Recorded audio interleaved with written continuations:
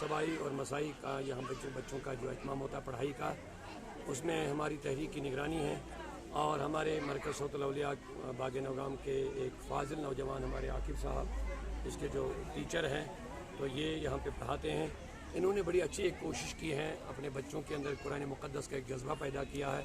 انہوں نے اپنے ہاتھ سے قرآن مقدس کو لکھا اور اس کا ترجمہ بھی ساتھ لکھا۔ پورا قرآن مقدس 18 بچوں نے یہ کام انجام دیا ہے، تو کافی وقت اس میں لگ گیا ہوگا۔ تو اتنے وقت میں انہوں نے قرآن کے ساتھ محبت کا مظاہرہ کیا، جذبہ پیش کیا، تو اس کے تعلق سے ان کی حوصلہ افزائی کے لیے، اور کئی بچوں نے کئی پارے بھی حفظ کیے ہیں، تو اس حوصلہ افزائی کے لیے آج کا پروگرام منعقد ہو گیا الحمدللہ بڑی کامیابی کے ساتھ۔ اور ہماری یہی کوشش رہتی ہے، صوت الاولیاء جو تحریک تنظیم ہماری ہے، ہمارا یہی مقصد ہے خاص کہ ہمارے نوجوان طبقہ، ہماری بہنیں ہوں، بیٹیاں ہوں، کیونکہ آئے دن لوگ مادیت کی طرف بڑھتے جا رہے ہیں،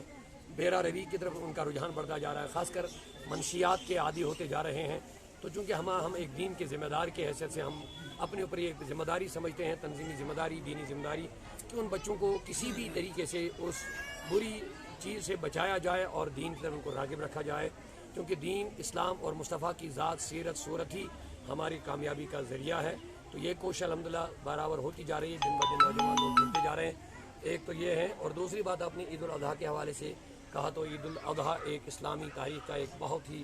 یادگار دن ہے، اور اس میں قربانی ہم کرتے ہیں۔ قربانی کا مطلب یہ ہے کسی جانور کو ذبح کرنا،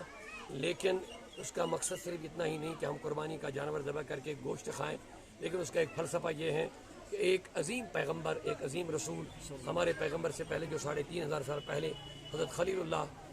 حضرت ابراہیم علیہ السلام نے ایک ایسی قربانی اللہ کے حکم کے سامنے پیش کی ہے جو واقعی قابل تحسین ہے، جو حیران کن بھی ہے، لیکن ایک مقبول بندے کی یہی صفت ان کے اندر ہونی چاہیے کہ اللہ جب بھی کوئی حکم دے تو جس چیز کی بھی طلب اللہ کرے، تو ایک انسان، ایک مومن کو چاہے کہ ہر چیز اللہ کی مرضی کے سامنے پیش رکھے۔ اور اسی کا مظاہرہ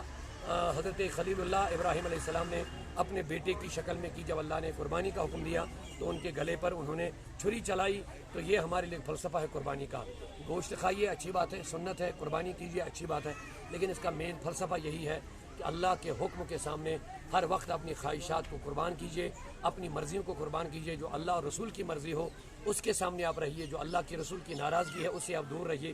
یہی مین فلسفہ ہے قربانی کا۔ ہمیں اب غور کرنا ہے ہم کتنا اللہ کو راضی کرنے کی کوشش کر رہے ہیں، اس پر ہمیں قربانی کرنا سے پہلے بھی سوچنا ہے، قربانی کرنے کے وقت بھی سوچنا ہے، اور قربانی کرنے کے بعد بھی سوچنا ہے۔ سیدنا محمد مبارک وسلم اعلیٰ حضرت عظیم المرتبہ امام اہل سنت امام احمد رضا علیہ رحمہ کے چند اشعار ہم پڑھیں گے۔ بہت ہی بڑے مداح گزرے ہیں، عالم ہیں، حافظ ہیں، اور فقی ہے، محدث ہے، مفکر ہے، ہر چیز ہے، لیکن انہوں نے جو نعتیہ کلام اردو میں پیش کیا شاید ہی اس کی کوئی مثال ملے گی آپ کو کہیں پر پورے ہندوستان میں یا کہیں بھی۔ تو لہٰذا ان کے دو شعر ہم پڑھیں گے، آپ کی خواہش ہے، اللہ قبول فرمائے۔ سب سے اولیٰ و اعلیٰ ہمارا نبی، سب سے اولیٰ و اعلیٰ ہمارا نبی، سب سے بالا سب سے بالا والا ہمارا نبی، کیا خبر کتنے تارے